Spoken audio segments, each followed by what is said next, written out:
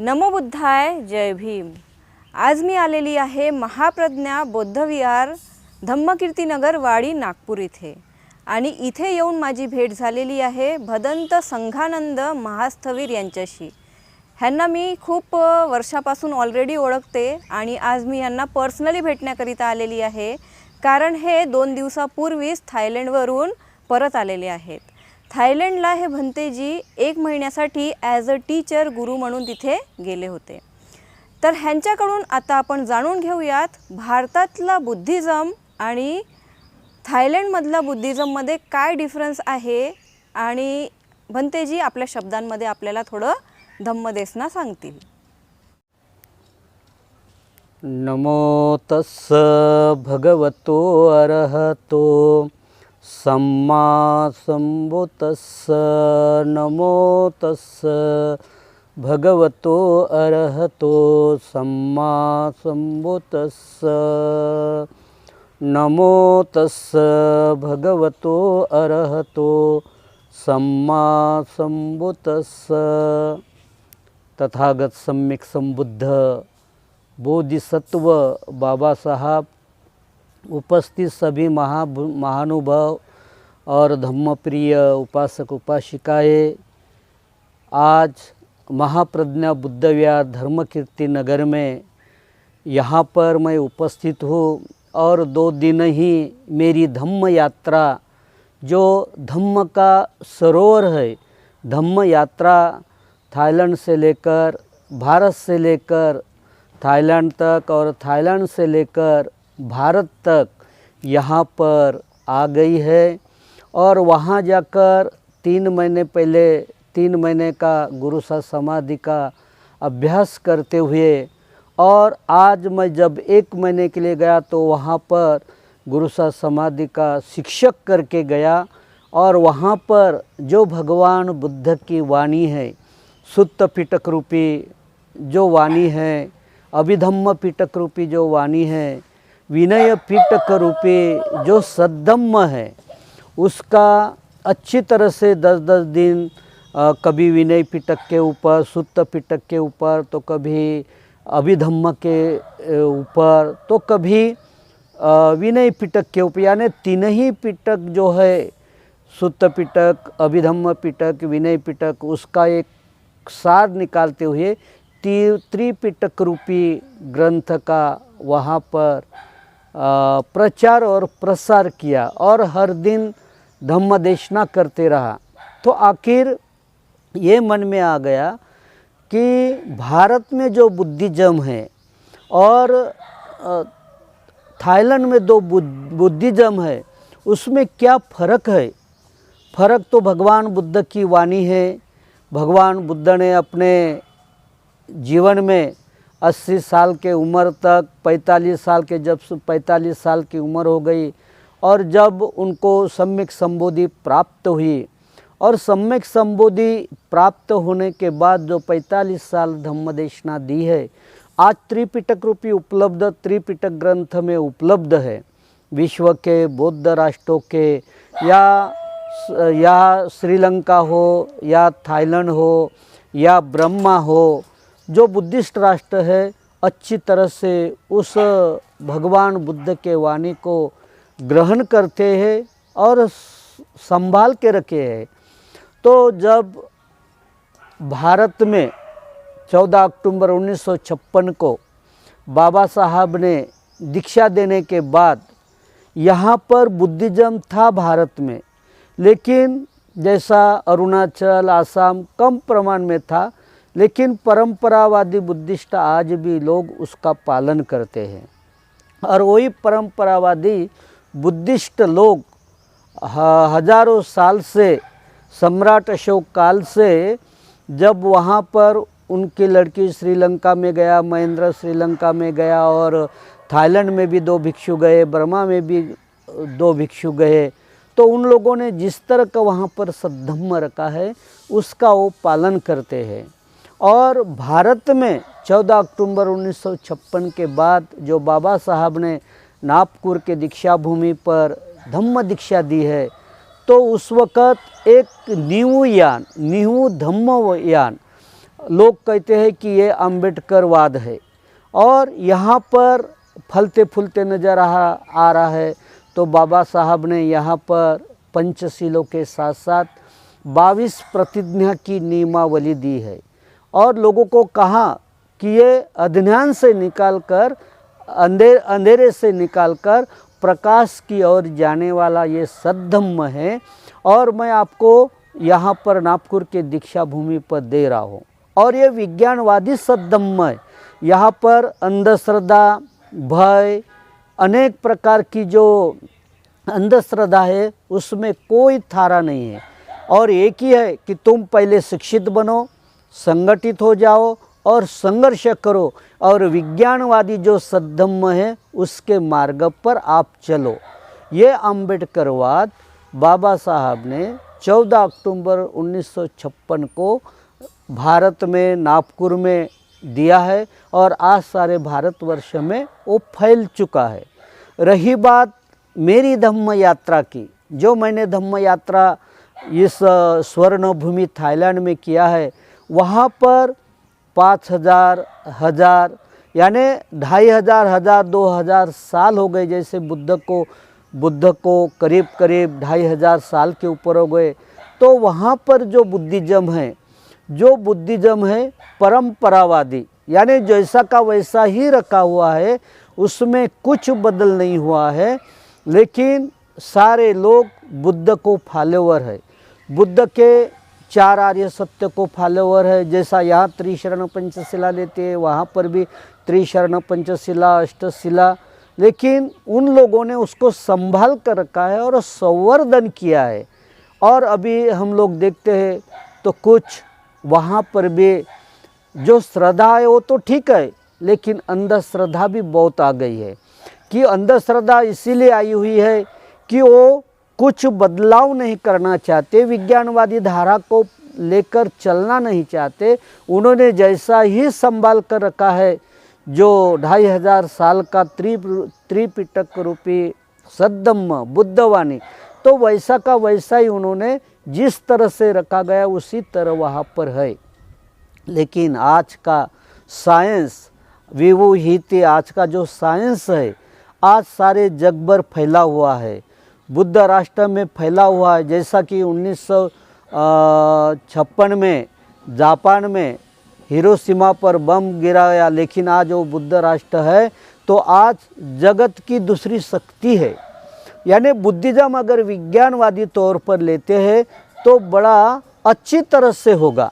आज मैं देखा, लाओस में देखा, थाईलैंड में देखा, तो आज भारत से ज़्यादा करके भारत से वहाँ पर इकोनॉमी है। यानी इतना अच्छा इकोनॉमी है क्योंकि बुद्ध राष्ट्र बुद्धिज़्म वहाँ पर इतना फैला है तो लोग विज्ञानवादी धाराओं को बहते गए और आज भारत से ज़्यादा वहाँ पर इकोनॉमी ज़्यादा है। जिस तरह हम लोग भारत से 10,000 रुपये दिए तो वहाँ पर हमको ज़्यादा से ज़्यादा 1800 बाट, यानी इतनी महंगाई का मतलब है बुद्धिस्ट राष्ट्रों ने अपने आप को संभाल रखा है। भगवान बुद्ध का जिस तरह सद्धम्म है वो सद्धम्म को संभाल कर रखा और संवर्धन किया।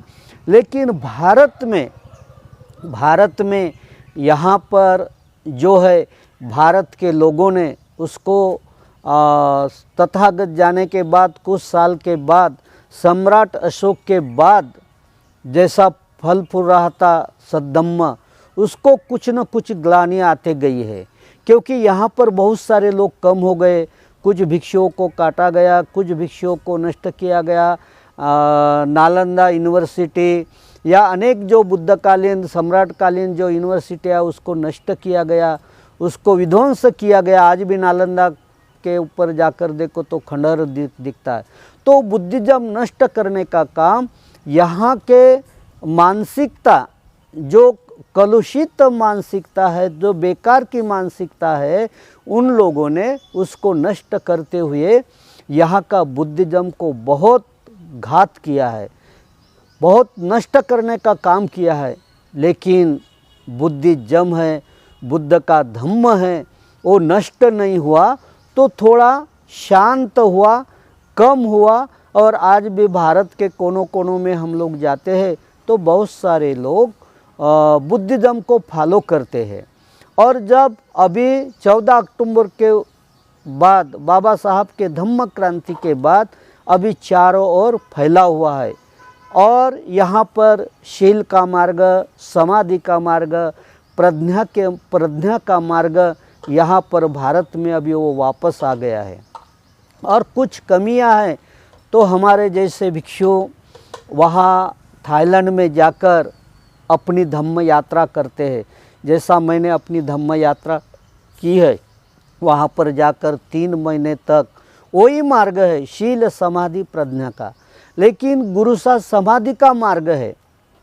और गुरु सा समाधि का मतलब होता है कि जिस तरह यहाँ पर अगर कहीं 500 या 1000 किलोमीटर जाना है तो 2 दिन समय लगा देंगे, लेकिन गुरु सा समाधि का मार्ग ऐसा है कि तत्काल उसका फ़ायदा होता है, तत्काल उसका आदमी निरोग हो जाता है, तत्काल उनको सुख शांति का श्रेष्ठ मार्ग मिल जाता है।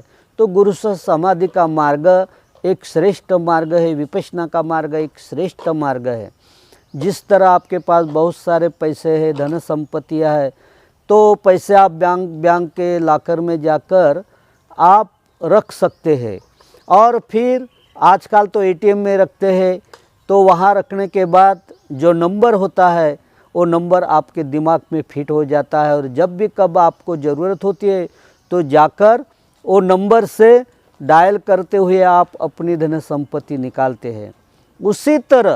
उसी तरह जीवन के राहों पर, धम्म के राहों पर आपकी धन संपत्ति, आपका एटीएम कार्ड आपके पास है। आपको भगवान बुद्ध का सद्धम्म जानना है तो आपको आपका एटीएम आपके पास है। कहने का मतलब ये है कि आपके श्वास आपके पास है, जन्म से लेकर अंतिम श्वास तक। अगर श्वासों को देखते देखते बुद्ध गुणों का स्मरण करे, धम्म गुणों का स्मरण करे, संग गुणों का स्मरण करे, तो आपकी काया, आपका मन शीतल हो जाएगा, आपका मन अविचारों से दूर हो जाएगा। और मन एकाग्र होते ही आदमी अपने सिर से लेकर पाँव तक और पाँव से लेकर सिर तक गुरु सा समाधि का साधना कर सकता है।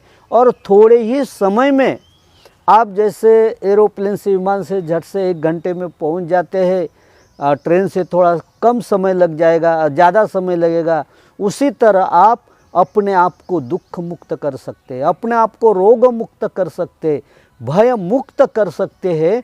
यही साधना, गुरु सा समाधि की साधना मुझे अभ्यास करने के लिए थाईलैंड में मेरी धम्म यात्रा में मुझे मिली हुई है। और मैं मेरी धम्म यात्रा में बोलने के लिए बहुत सारे अच्छे अच्छे विहार है, बड़े बड़े मोनेस्ट्रियाँ है। और चारों ओर थाईलैंड जैसे देश में देखे तो 95% बुद्धिस्ट है, गरीबी भी है, श्रीमंती भी है, लेकिन बुद्धिस्ट लोग होने से, बौद्ध धम्म को फॉलो करने से लोग आज भी सुखी है, समाधानी है। और उसके साथ साथ धन संपत्तियाँ तो है, उनके साथ साथ भगवान बुद्ध की महान बुद्धवाणी उनके जीवन में आचरणीय धम्म में है, आचरण करने वाले धम्म में है। और इसलिए वहाँ पर सुख शांति सब कुछ वहाँ पर मौजूद है। जब हम लोग कभी कभी सुबह सुबह 6 बजे भिक्षाटन के लिए जाते हैं, चारिका के लिए जाते हैं, तो उपासक उपासिकाएँ एक ठिकान में जमा होकर भिक्षुओं को एक साथ हम लोग 200, 300, 500 भिक्षु एक लाइन में जब जाते हैं तो सारे भिक्षु, सारे उपासक उपासिकाएँ वो दान पात्र में दान दे देते हैं एक घंटा। उसके बाद वहाँ पर भिक्षु लोग अपने मोनेस्ट्री में चले जाते हैं और धम्म अध्ययन करते रहते हैं, बाकी आपको कोई नहीं मिलेगा। और फिर अपने मोनेस्ट्री में रहते हुए त्रिपिटक रूपी सद्धम्म का पढ़ाई करते रहते हैं, शील के रूप में, समाधि के रूप में, प्रज्ञा के रूप में पढ़ाई करते रहते हैं। और मुझे अच्छा लगा कि एक टाइम का भोजन 11 बजे, 11 साढ़े 11 बजे भोजन, उसके बाद कभी शाम को जूस मिला तो मिला, या चाय या कॉफ़ी, नहीं तो दूसरे दिन वही सुबह का ब्रेकफास्ट होने के बाद। तो इसी तरह थाईलैंड में भिक्षुओं की सुंदर व्यवस्था हो जाती है। वहाँ राजा महाराजा सब कुछ उनको, यानी जो भी भिक्षुओं को धम्म प्रचार प्रसार के लिए साधन चाहिए वहाँ पर उपलब्ध होते हैं, उपलब्ध कर देते हैं। लेकिन भारत की जो दशा है, भारत का जो है, आज भारत में 14 बाबा साहब के वजह से फैल रहा है, लेकिन यहाँ पर उतनी शिक्षण की व्यवस्था नहीं है। यानी अगर कोई इसी तरह पालन करना चाहता है तो यहाँ पर बहुत सारी दिक्कतें होती है। लेकिन भारत का आज का वर्तमान काल का अम्बेडकरवादी समाज, बौद्ध समाज उसको सहायक कर रहा है, सपोर्ट कर रहा है कि कभी न कभी, क्योंकि अभी उनका नया धम्म मिला हुआ है तो करीब करीब 75 साल, 70-75 साल ही हो रहे हैं। और हम उम्मीद करते हैं, लेकिन भारत के बौद्धों ने, भारत के अम्बेडकरवादियों ने इस 75 साल में इतनी उन्नति की है कि आज बुद्धिज़्म यहाँ पर फलने फूलने लगा है, बहुत फलने फूलने लगा है। पहले एक भिक्षु नहीं मिलता था, तो आज आपको 100, 200, 500 भिक्षु मिल सकते हैं, भिक्षुनियाँ मिल सकती है। यहाँ पर हम लोग भिक्षाटन के लिए जाते हैं तो बड़ी दिक्कत का सामना करना पड़ता है, लेकिन आज वो दिक्कत का सामना थोड़ा कम हुआ है, क्योंकि चारों ओर भारत में हर एक प्रांत में मैं गया, हर एक प्रांत में जाता हूँ तो बहुत सारे बौद्ध उपासक उपासिकाएँ सभी तरह की व्यवस्था करते हैं। यानी 75 साल में यहाँ के विज्ञानवादी सद्धम्म में लोगों को एक दुख मुक्ति का मार्ग दिया है, भय मुक्ति का मार्ग दिया है और बलशाली जीवन का रास्ता दिखाया है। आज हमारे समाज में कितने डॉक्टर है, कितने वकील है, कितने इंजीनियर है, कितने जो धन संपत्ति जिनके पास रहती है, धन्ना सेठ लोग है।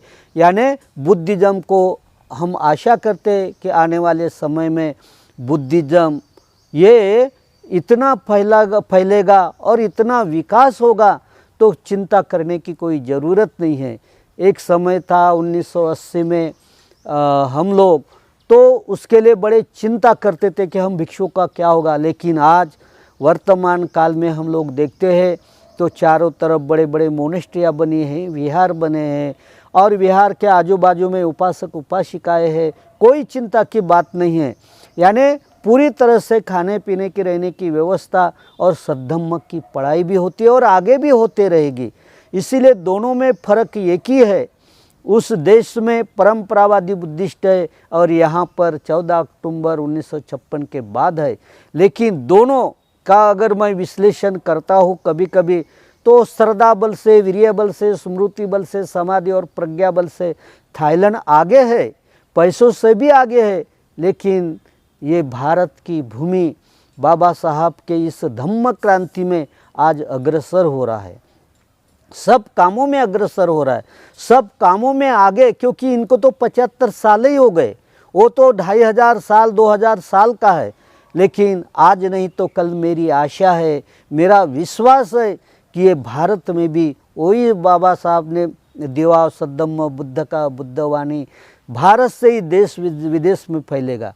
अगर भारत का ही देश है, भारत का ही सद्धम्म है तो जो विश्व में फैला, आज विश्व के लोग देखते हैं कि भारत बाबा साहब की वजह से भारत में आकर यह सद्धम्म फैला है।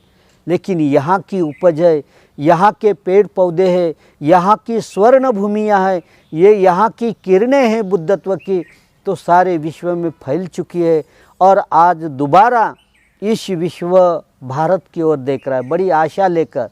और भारत के बुद्धिज़्म लोग ये देख रहे हैं कि कहीं से भी सुंदर जीवन मार्ग मिले, सुंदर मार्गदर्शन मिले, सुंदर देखने के स्थान मिले, सुखी जीवन की राह मिले।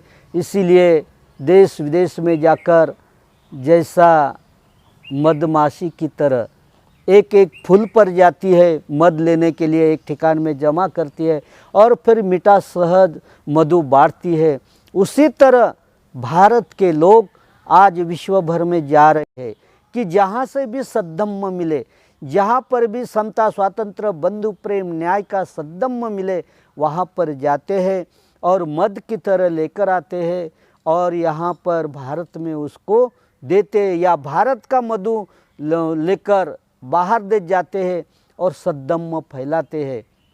मैंने वही काम किया है।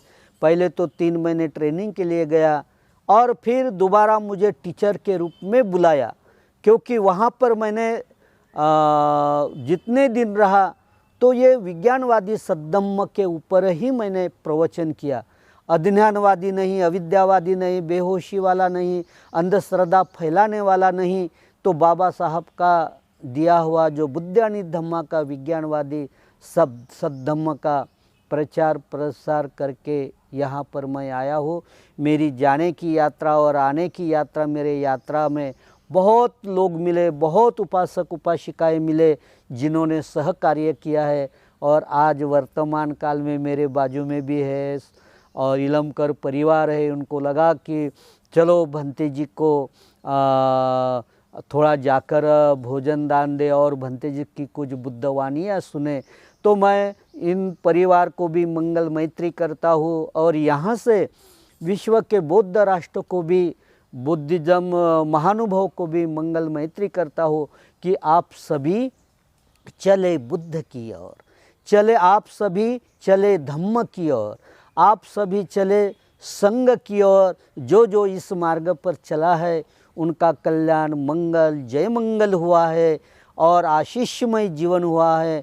तो मैं ऐसी आशीषमय गाता बोलता हूँ कि सभ्येत्यो विवजंतो सब्ब रोगो विनाशतो माते भवन्तन्तरायो सुखी दिगायिको भव अभिवादनशीलिस्स नित्यं वड्डापचायिनो चत्तारो धम्मा वदन्ते आयुवन्नो सुखं बलं। आप सभी का कल्याण हो, मंगल हो, जय मंगल हो। आपकी धम्म सेवा में भदंत संघानंद महास्तवीर। मैं थाईलैंड में था, वहाँ के प्राचीन पुरी में, और प्राचीन पुरी बड़ी बिग मोनेस्ट्री है, करीब करीब 100 एकड़ में। वहाँ पर हर दिन मैं कभी विनय पिटक के ऊपर, कभी सुत्त पिटक के ऊपर, कभी अभिधम्म पिटक के ऊपर जब मैं धम्म देशना करता था तो वहाँ के जो भिक्षु है, लाड़े भट्ट है, उन्होंने गौरव करते हुए मेरा मान सम्मान बढ़ाते हुए चिवरदान किया और उन्होंने मुझे बख्शिश के तौर पर, यानी एक आदर भाव के साथ बुद्ध मूर्ति दिया है। और बुद्ध मूर्ति मेरे हाथ में है तो मेरे पास तो बहुत है, जहाँ देश विदेश में जाता हो तो उसको संभालना भी है, उसका संवर्धन करना है। और इसीलिए क्योंकि जब दोनों उपासक, धम्मवान उपासक सचिन इलमकर और उपासिका स्नेहल इलमकर, ये बड़े दोनों श्रद्धावान हैं और मुझे मिलने के लिए आए, तो भोजन दान भी लेकर आ गए। तो मुझे लगा कि मैं भारत देश से, थाईलैंड से यहाँ आया हूँ तो मैं क्या दे दूँ। तो मुझे मेरे मन में बड़ा प्रसन्न हुआ था कि मेरा मान सम्मान इतना बढ़ाया उन्होंने थाईलैंड में, लाओस में। और जो मेरी धम्मा देशना से जो मुझे पुरस्कार स्वरूप मिला है बुद्ध मूर्ति, तो मैं क्यों ना ये महान ऐसे बुद्ध की सामग्री कि उनके हाथ में दे दो, उनको सप्रेम भेंट कर दो कि वो उनका संवर्धन करे, उनको संभाल कर रखे। और इसलिए भी दे रहा हूँ बुद्ध मूर्ति कि वो दोनों के दोनों बुद्ध के राह पर चलकर सद्धम्म को प्रतिष्ठापित करने के लिए, सद्धम्म को प्रचार प्रसार करने के लिए हमेशा मुझे सहाय्य करते रहे, सद्धम्म को सहाय्य करते रहे। और सद्धम्म को सहाय्य करते करते सुखी जीवन को, मंगल जीवन को प्राप्त हो, यही मेरी मंगल मैत्री और आशीष भी है। तो ये भेंट स्वरूप मैं उनको दे रहा हूँ। साधु साधु साधु साधु।